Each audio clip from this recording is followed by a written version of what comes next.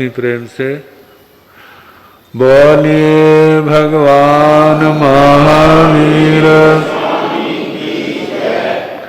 अब तीसरी बार बुलाने की जरूरत नहीं है। पावन चरित गुरुदेव जी बंधु मन वच काय, भव सागर को तरण में करो हमारी सहाय। जिन शासन जिन वाणी सदा जयवंत हो, श्रवण संग सदा अविचल मंगल हो। मुक्ति को प्राप्त श्रमण भगवान महावीर स्वामी, उनकी परम पावन कल्याणी भागवती वाणी वाचक प्रमुख श्री इंद्र भूति गौतम आदि गणधर भगवंत, योग प्रधानाचार्य परम पूज्य श्री सुधर्मा स्वामी जी महाराज, उनकी परम पावन पाठ परंपरा, वर्तमान आचार्य ध्यान योगी परम पूज्य श्री शिव मुनि जी महाराज एवं गुरुजन सबके पावन चरण सरोजों में मेरा अनंत अनंत बार वंदना नमस्कार। उपस्थित धर्म प्रेमी सज्जनों, माताओं तथा बहनों, 9 तत्वों में संबर तत्व और उसमें 12 भावना।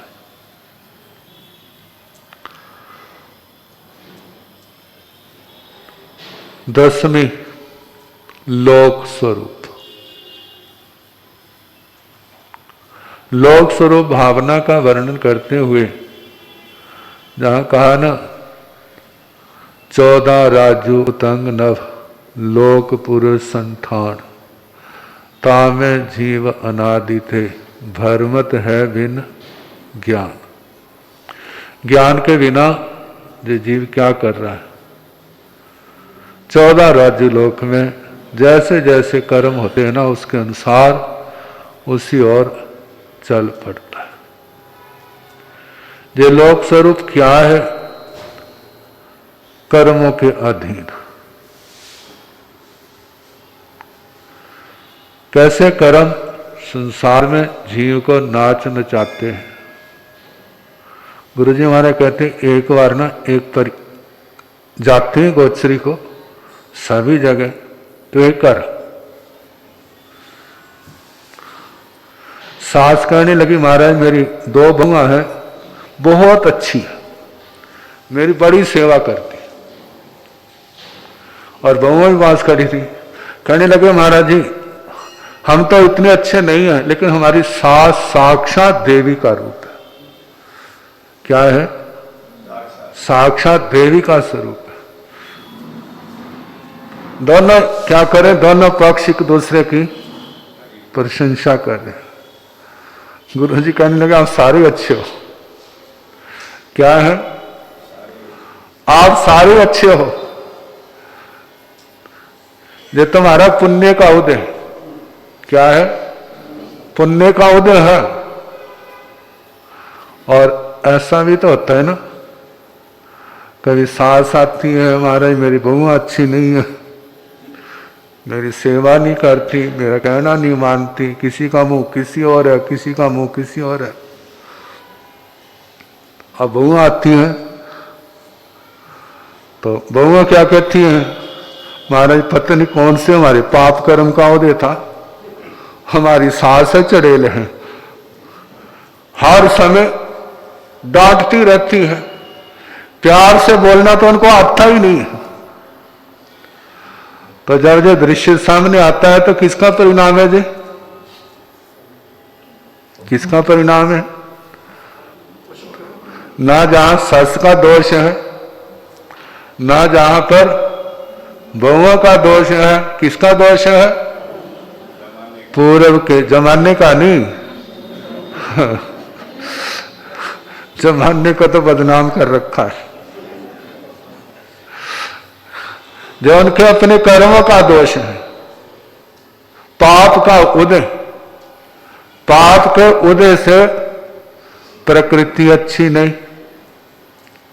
सहने की क्षमता नहीं, जवान पर संयम नहीं,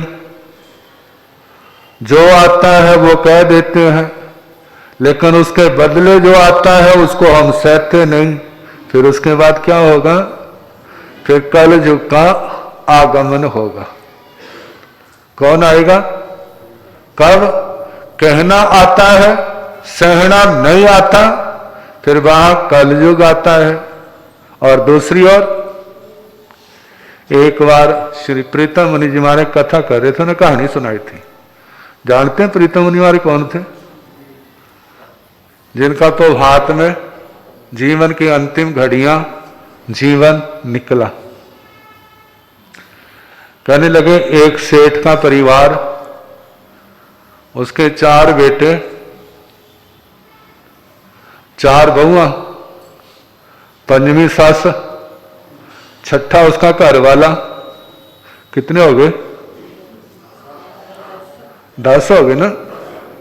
कभी समय आएगा 10 सुन करके ना हैरान होंगे कि 10 थे वो, अब तो क्या है 2 और 4। एक बार की बात है, किसी ने पूछा बहन आप कितनी बहना है? कहती हम 8 हैं। पास में उसकी लड़की खड़ी थी, बड़ी शर्म आई उसको। घर आके कहने लगी मम्मी आपको शर्म नहीं आई? क्या कहती? बड़े गौरव से हम 8 बहना है। कहते 8 है तो 8 ही कहेंगे। कहते आपको तो नहीं आई, मेरे को बड़ी शर्म आई। क्यों? क्योंकि वो वर्तमान युग की और वो पुराने जमाने की, जब बच्चों की संख्या क्या होती, कहीं 8, कहीं 10, कहीं 12, और जब जिन्होंने जो देखा है और उनको जब सुनने के 2-2 मिलेंगे तो वो तो सारे क्या होंगे? हैरान होंगे। तो एक औरत आई सेठ के पास, वो दुकान पर। कहते तू कौन है? कहते मैं होनी हूं। क्या हूं? होनी जानते हैं ना? भवितव्यता, होनहार। कहने लगे सेठ जी मैंने तुम्हारे घर आना है। कहने कोई बात नहीं, तेने आना तो आना है, नहीं आना तो नहीं आना, तेरे को कोई रोक तो नहीं सकता। कहते हाँ रोक तो कोई नहीं सकता। चली गई। अब सोचते हैं इस घर के अंदर आज लड़ाई डलवाऊंगे और उस लड़ाई को देखेंगे, बड़ा मजा आएगा। अब घर के अंदर मूंगी बनाई थी उन्होंने, जानते ना मूंगी? तो संयुक्त परिवार था, बर्तन भी क्या था। पहले सास आई, उसने नमक के बर्तन में हाथ डाला, मुट्ठी लेके क्या कर दी, उसमें डाल दी। फिर बड़ी बहू आई, कहते कि नमक नहीं डाला। एक मुट्ठी उसने ली, उसने क्या कर दिया उसके अंदर डाल दिया। फिर दूसरी बहू आई, फिर तीसरी आई, फिर चौथी आई। कितनी मुट्ठियां हो गई? 5। अब किसी को पता नहीं है, वह मैंने नमक डाला इतना है। जब दोपहर का समय आया तो ससुर जी खाना खाने आए, तो सेठानी ने रोटी डाली, वो मूंगी भी डाल दी। जब मूंगी डाली और सेठ ने ग्रास तोड़ा, जब लगाया मुंह में डाला तो क्या देखा, क्या था भला? कितना नमक था? 5 गुना। अब चारों ओर देखा, कहा कुछ नहीं। और वो सोचता वो आ गई है। कौन भला? उसने अपना काम कर दिया है, कोई नहीं हम भी उसका स्वागत कर दें। कह सेठानी तू रोज कहती थी कि खा लो, की लिया, की लो, की लो, आज मेरा मन कर रहा है की लिया। कौली ली और किसके अंदर डाल दी, मूंगी के अंदर डाल दी, मिला करके सारी खा ली। कि ने उस नमक का जो दोष था क्या कर दिया, खत्म कर दिया। रोटी खाई, हाथ धोए और दुकान पर चले गए। फिर दूसरा बेटा आया। अब उनको क्या पता, उनको वैसे रोटी डाली, जब पहला गिलास डाला तो देखा, कहने लगे पापा जी रोटी खा गए? कहते हाँ। कहते आज कैसे खाई थी उन्होंने? कहते घी लिया था। कहते उनको तो दे दिया, मेरे को क्यों नहीं दिया? जितना उनको दिया उतना मेरे को दो। अब क्या किया, उसने मिलाया और खा के चले गए।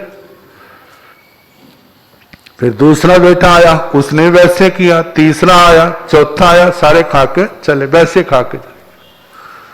अब पंजों बैठ गई रोटी खाने, सब ने वो मूंगी डाल दी। जब वो गिलास तोड़ा, मुंह में डाला तो एक दूसरे के मुंह की ओर देखने लग पड़ी।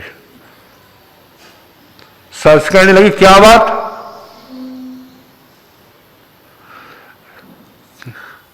कहते मैंने तो नमक डाला था, और किसने डाला था?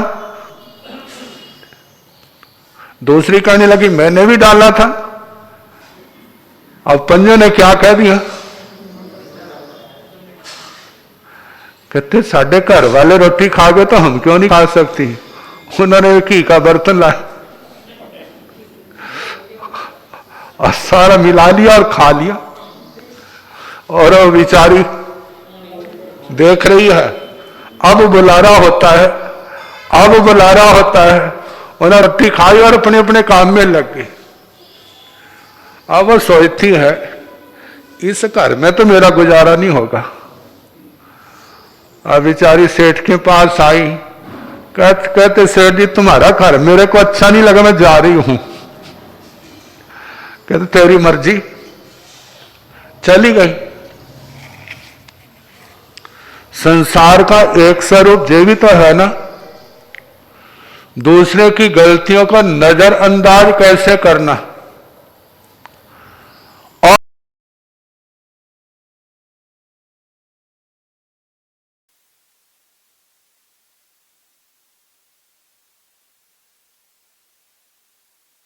और तो मिल जाता है।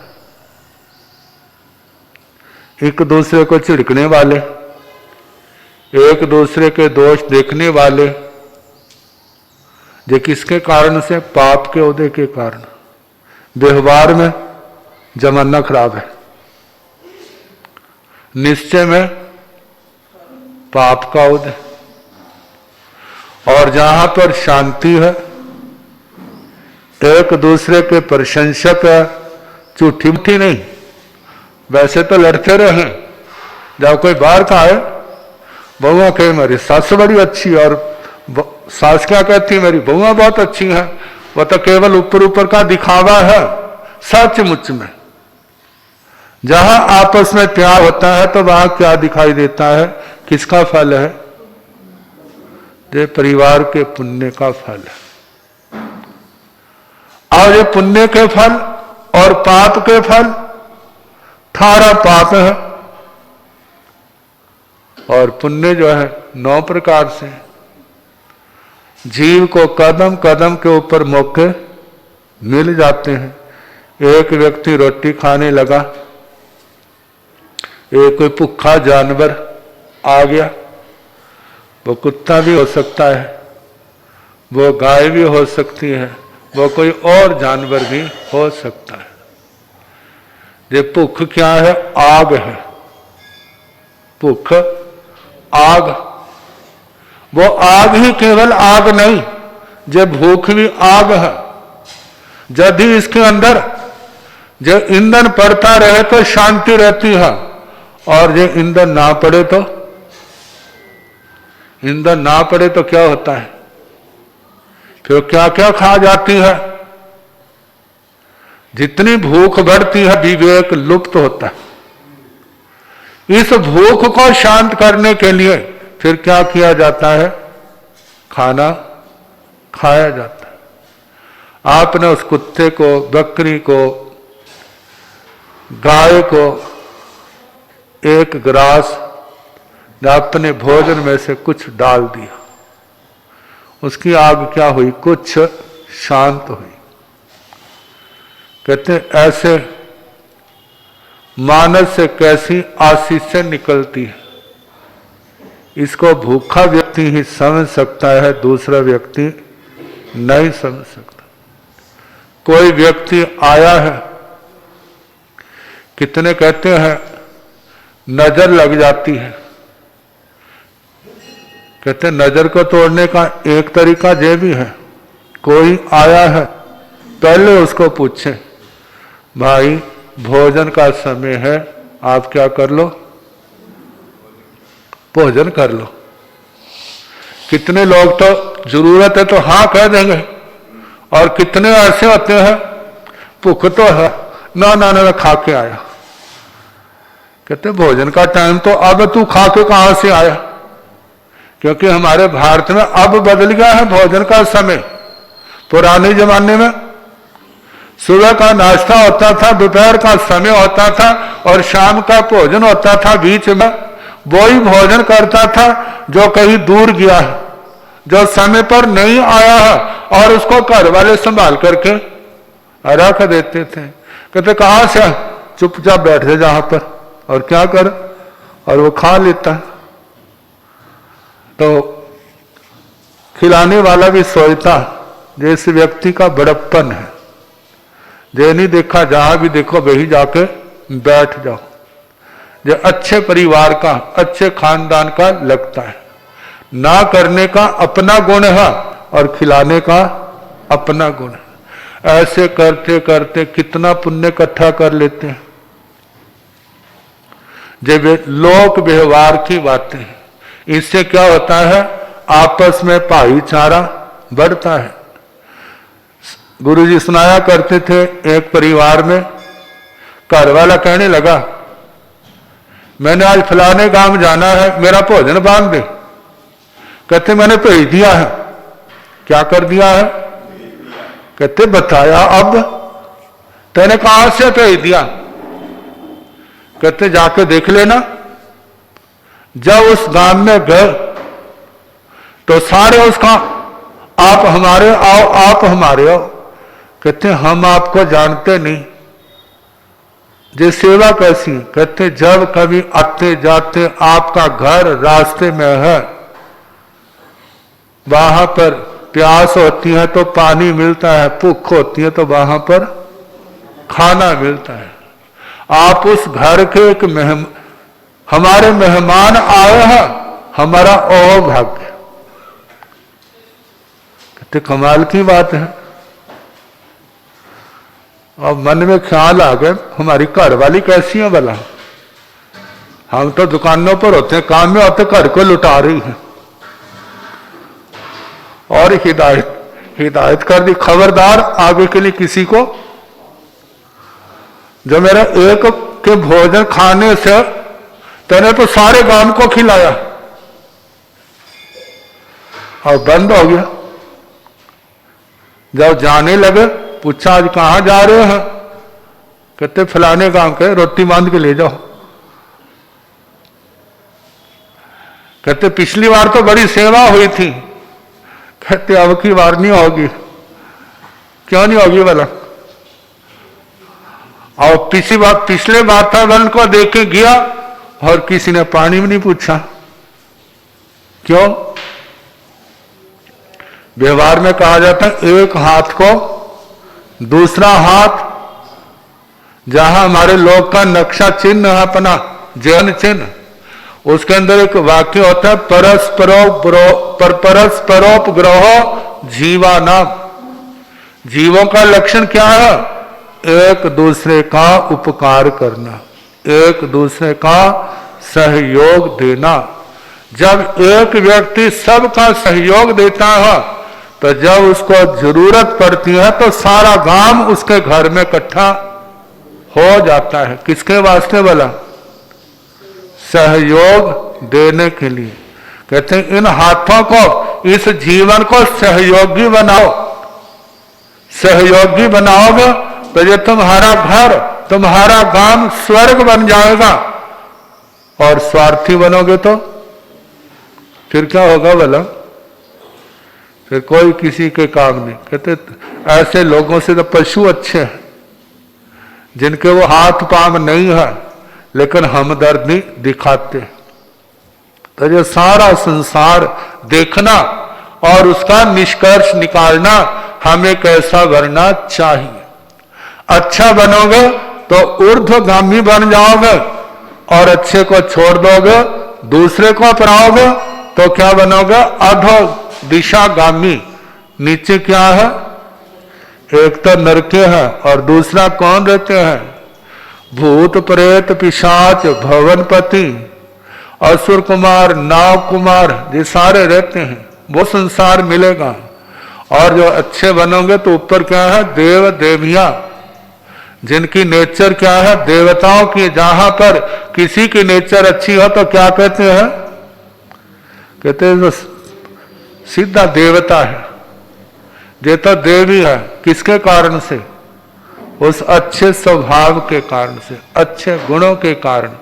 तो ये लोक स्वरूप को देखना और कहा धर्म का आंचल पकड़ना, धर्म को अपने जीवन में लाना, यही व्यक्ति के जन्म जन्म के दुखों को खत्म करने वाला है। कहते हैं संसार में बहुत कुछ है, लेकिन दुर्लभ क्या है? बोध। दुर्लभ क्या है? ज्ञान। तो उसके संबंध में कल जैसे समय होगा सुनाने।